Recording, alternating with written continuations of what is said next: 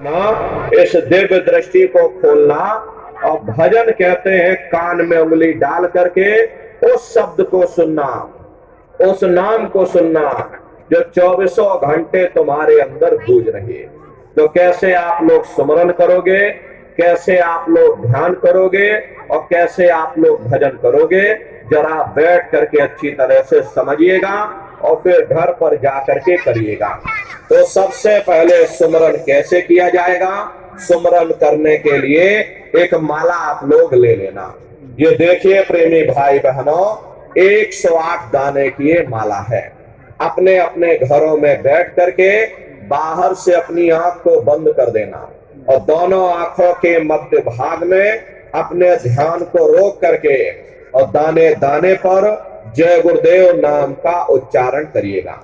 हर दाने पर जय गुरुदेव नाम, हर दाने पर जय गुरुदेव नाम, जय गुरुदेव जय गुरुदेव जय गुरुदेव जय गुरुदेव, कुल 108 बार करिएगा। दोबारा इसी जगह फिर वापस आ जाओगे। जब आप जय गुरुदेव नाम का उच्चारण करोगे तो दोनों आंखों के मध्य भाग में अपने ध्यान को रोक करके और दाने दाने पर जय गुरुदेव नाम का उच्चारण करिएगा। जिसको आप याद कर रहे हो, एक समय ऐसा आएगा वो अंतर में तुम्हारे सामने प्रकट हो जाएगा। उसके स्वरूप को देख लेना, फिर उसी के स्वरूप को याद करके जय गुरुदेव नाम का सुमरन सभी नए प्रेमी भाई बहन करिएगा। दूसरी बार फिर यहीं से जय गुरुदेव नाम का सुमरन, तीसरी बार फिर यहीं से जय गुरुदेव नाम का सुमरन। इस तरह से कुल 8 बार जय गुरुदेव नाम का सुमरन सभी नए प्रेमी भाई बहन करिएगा। 8 बार करने के बाद ये माला आप रख देना। प्रेमी भाई बहनों, ये जय गुरुदेव नाम किसी साधारण इंसान का नाम नहीं, ये स्वयं उस सनामी महाप्रभु का नाम है। समय समय पर संत महात्मा अपने अपने समय पर आकर के अपनी साधना के द्वारा उस मालिक के नाम को सिद्ध करते हैं, उस मालिक के नाम को जगाते हैं। जैसे कबीर साहब आए तो कबीर साहब ने साहिब नाम सिद्ध किया। गुरु नानक साहब आए तो गुरु नानक साहब ने वाहे गुरु नाम सिद्ध किया। गोस्वामी जी महाराज आए तो गोस्वामी जी महाराज ने राम नाम सिद्ध किया। मीराबाई आई तो मीराबाई ने गिरधर नाम सिद्ध किया। सूरदास जी महाराज आए तो उन्होंने श्याम नाम सिद्ध किया। इसी तरह से हमारे गुरु महाराज जय गुरुदेव नाम सिद्ध करके गए। जय गुरुदेव नाम का जहाज लगा कर गए। अगर इस जहाज पर सारी दुनिया बैठेगी, यह जहाज सारी दुनिया को पार करेगा। नए जीवों के लिए नामदान की प्रक्रिया को और सरल से सरल किया गया। वरना बहुत से पुराने पुराने प्रेमी हैं और अगर उनसे पूछा जाए कि भाई जरा नाम रूप स्थान गाजे बाजे बता दो, वो तक भूल जाते हैं। अब इतने पुराने हो करके आज तक याद नहीं कर पाए तो बड़ा भारी दोष लगता है। इसीलिए नए जीवों के लिए इस रास्ते को और सरल से सरल किया गया। बहुत से बगैर पढ़े लिखे लोग बैठे हैं, बूढ़े बुजुर्ग हैं, बच्चे बच्चियां हैं, आसानी से आप लोग समझ जाओ, सुमरन ध्यान भजन कर सको। इसीलिए प्रेमी भाई बहनों, इस रास्ते को और सरल से सरल किया गया। एक है साध है सब सद है और सब साध है सब जाए।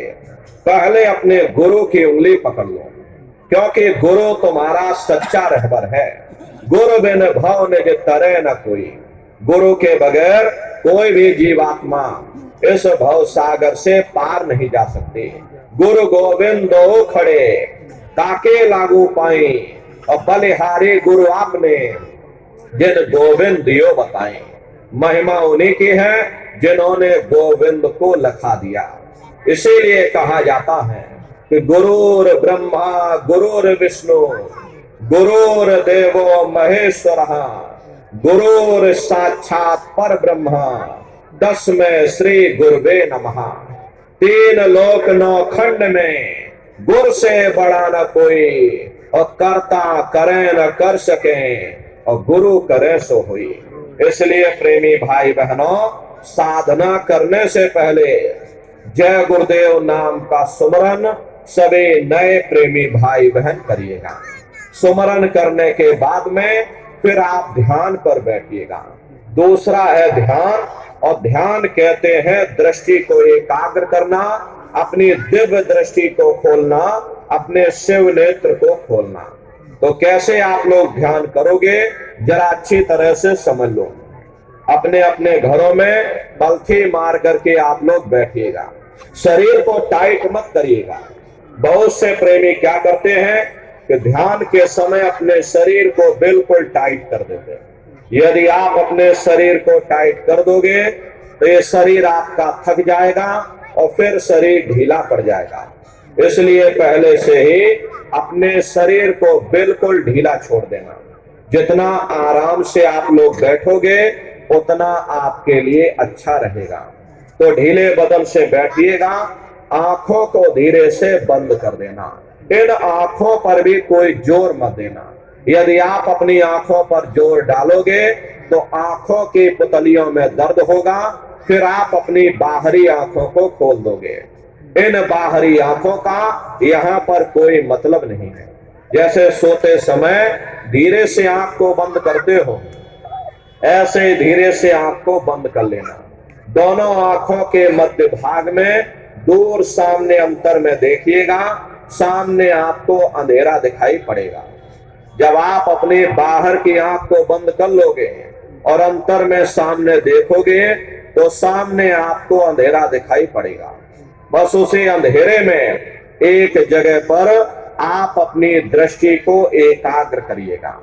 होशियारी यही रहे कि आंखों की पुतलियां हिलने न पाए।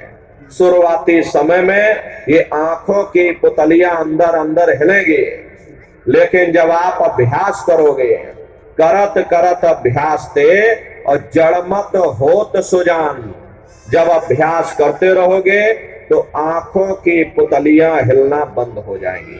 तो दूर सामने अंधेरे में एक जगह पर आप अपनी दृष्टि को एकाग्र करिएगा, या उस अंधेरे को ही आप देखते रहना। एक टक हो करके सामने अंधेरे को देखते रहिएगा, दृष्टि अपने आप एकाग्र हो जाएगी। और जैसे ही आपकी दृष्टि उस अंधेरे में एकाग्र होगी तो सुई की नोक के बराबर काले में भी काला बिंदु, बड़ा चमकीला बिंदु होगा, तारे की तरह चमचम चमचम चमकेगा, वो सामने आपको दिखाई पड़ जाएगा। जब वो चमकदार बिंदु सामने दिखाई पड़ जाए तब आप अपनी दृष्टि को उस बिंदु पर एकाग्र करिएगा। जब आप अपनी दृष्टि बिंदु पर एकाग्र करोगे तो बिंदु के चारों तरफ से बड़ा भारी प्रकाश निकलेगा, चक्र की तरह से बहुरंगी प्रकाश होगा। वो प्रकाश धीरे धीरे बड़ा होता चला जाएगा। साधक इतना मोहित हो जाता है कि बिंदु को तो छोड़ देता और दाएं बाएं प्रकाश को देखने में लग जाता। जब आप दाएं बाएं प्रकाश को देखने में लग जाओगे, क्योंकि प्रकाश उस बिंदु से निकल रहा और आपने बिंदु को छोड़ दिया, प्रकाश को देखने में लग गए, तो प्रकाश भी गायब हो जाएगा, वो बिंदु भी गायब हो जाएगा, फिर अंतर में अंधेरा छा जाएगा, फिर आपको उतनी मेहनत करनी पड़ेगी। इसलिए दाएं बाएं बिल्कुल मत देखिएगा। आपका निशाना उस बिंदु पर टिका रहे जिसमें से वो प्रकाश निकल रहा। वही बिंदु दरवाजा है, वही बिंदु खिड़की है, उसी को हरि का द्वार यानी कि हरिद्वार कहा गया। बहुत विशाल वो दरवाजा है। ये संसार कुछ नहीं है।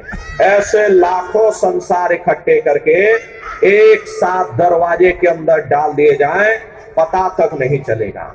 इतना विशाल वो हरि का द्वार तुम्हारे अंदर बना हुआ। प्रेमी भाई बहनों, जब एक टक हो करके आप उस बिंदु को देखते रहोगे तो वो बिंदु फट जाएगा, वो दरवाजा खुल जाएगा, ये शिव नेत्र खुल जाएगा, ये दिव्य दृष्टि खुल जाएगी और आप दरवाजे के अंदर दाखिल हो जाओगे। एक बार प्रेमी भाई बहनों ये दिव्य दृष्टि खुल जाए फिर क्या भूत, क्या भविष्य और क्या वर्तमान, कोई भेद आपसे गुप्त नहीं रहेगा। लाखों वर्ष पहले क्या हुआ था, भविष्य में क्या होने वाला है, आप बैठ करके और ध्यान में सब कुछ देख सकते हो। तो यह है ध्यान करने का तरीका। एक बार फिर से आप लोग समझ लीजिए कैसे आपको ध्यान करना है। अपने अपने घरों में पलथी मार करके बैठिएगा, शरीर को टाइट मत करना, ढीले बदन से आराम से पलथी मार करके बैठ जाना। आंखों को धीरे से बंद कर देना, इन आंखों पर भी कोई जोर मत देना, धीरे से आंख को बंद कर लेना। दोनों आंखों के मध्य भाग में अंतर में सामने देखोगे तो सामने आपको अंधेरा दिखाई पड़ेगा। जब आप अपनी बाहर की आंख को बंद कर लोगे और अंदर में सामने देखोगे तो सामने आपको अंधेरा दिखाई पड़ेगा। बस उसी अंधेरे में एक जगह पर आप अपनी दृष्टि को एकाग्र करिएगा। उस समय किसी के बारे में सोचना नहीं, किसी के बारे में विचार मत करिएगा। ये विचार करने की आदत हमारे अंदर पहले से पड़ी हुई है। हम किसी भी व्यक्ति को देखते हैं, देखने से पहले ही हम उसके बारे में विचार करने लग जाते हैं। ये जो विचार हैं यही ध्यान में बाधक होते हैं। इसीलिए कोशिश ये करना, जब आप ध्यान पर बैठो मन में कोई विचार ना आने पाए, निर्विचार हो करके, शून्य हो करके भुला देना कि हमारा ये शरीर है। अपनी बुद्धि के तर्क और वितर्क को ज्ञान की पोटली बना करके एक किनारे पर रख देना, सब कुछ भूल जाना कि हम शरीर में बैठे हैं। आंखों को धीरे से बंद कर लेना, बस सामने अंधेरे को देखते रहो, खो जाओ उसी अंधेरे में। लगातार एक टक हो करके अंधेरे को देखते रहिएगा, शरीर को बिल्कुल हिलाना डुलाना नहीं, शून्य हो करके सामने अंधेरे को देखते रहना। देखते देखते देखते देखते आपकी दृष्टि अंधेरे में रुक जाएगी और जैसे ही आपकी दृष्टि अंधेरे में एकाग्र होगी तो सुई की नोक के बराबर काले में भी काला बिंदु, बड़ा चमकीला बिंदु होगा, तारे की तरह चम चम चम चम चमकेगा, वो सामने आपको दिखाई पड़ जाएगा। और जब वो चमकदार बिंदु सामने दिखाई पड़ जाए तब आप अपनी दृष्टि को उस बिंदु पर एकाग्र कर देना। जब आप अपनी दृष्टि उस चमकदार बिंदु पर एकाग्र कर दोगे तो वो बिंदु फट जाएगा, वो दरवाजा खुल जाएगा, ये शिव नेत्र खुल जाएगा, ये दिव्य दृष्टि खुल जाएगी और आप दरवाजे के अंदर दाखिल हो जाओगे। तो प्रेमी भाई बहनों, ये है ध्यान करने का तरीका। और तीसरा है भजन। गाने बजाने का नाम भजन नहीं, नाच गाना ढोल मजीरा का नाम भजन नहीं है। भजन कहते हो उस रूहानी आवाज को सुनना जिसको पकड़ करके तुम्हारी ये जीवात्मा ऊपर से नीचे आई है, उसी शब्द को पकड़ने का नाम भजन है। कैसे भजन करोगे जरा अच्छी तरह से समझ लो। ये दोनों उंगली कानों में डाल करके ये कानों को बंद कर लेना।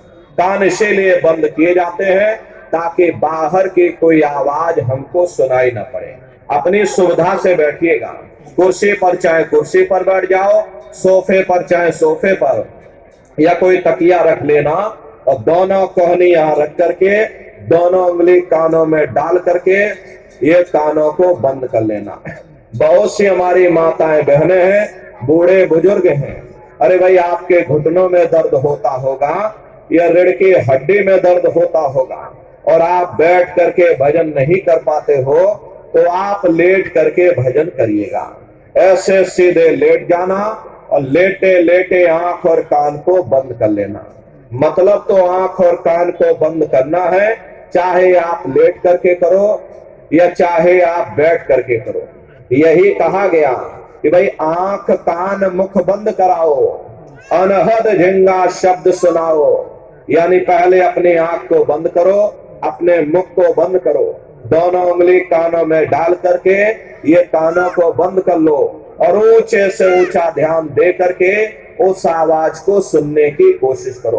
प्रेमी भाई बहनों, जब आप अपने कानों को बंद करके और अंतर में गौर से आवाज को सुनोगे तो आपको ऐसा अनुभव होगा कि कहीं सीटी जैसी आवाज हमारे कानों में बज रही है।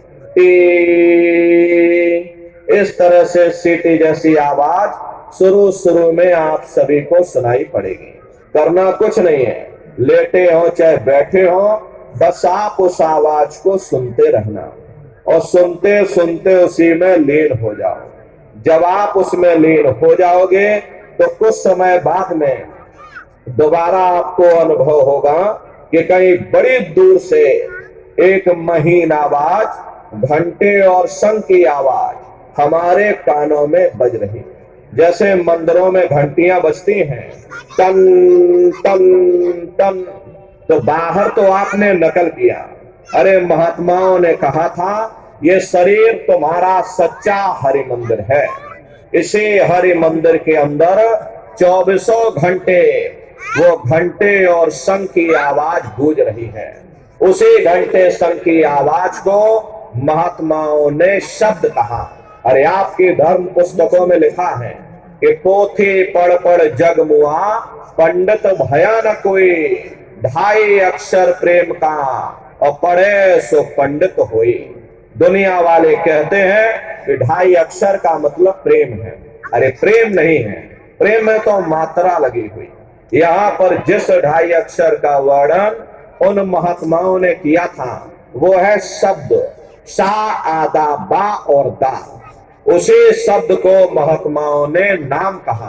कलयुग जोग न यज्ञ न ज्ञाना, एक आधार नाम गुण गाना।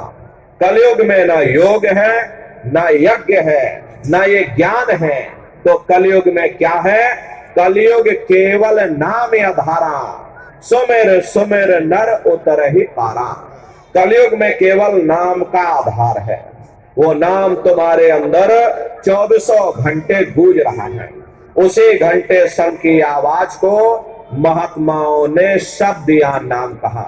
उसी घंटे शंख की आवाज को मुसलमान फकीरों ने कलमा कहा। उसी घंटे शंख की आवाज को ईसा मसीह साहब ने वर्ड या लागस कहकर याद किया। उसी घंटे शंख की आवाज को गुरु नानक साहब ने अनहद वाणी कहकर याद किया।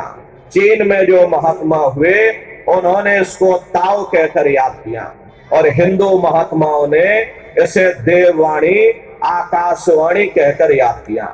उन अलग अलग महात्माओं ने अपनी अपनी भाषा में हम लोगों को समझाने की कोशिश की कि भाई वो घंटे शंख की आवाज तुम्हारे सबके अंदर गूंज रही, वो आपको सुनाई पड़ेगी। लेकिन शुरुआती समय में आपको ऐसा मालूम पड़ेगा कि कहीं बड़ी दूर पर घंटियां बज रही, टन टन टन, लेकिन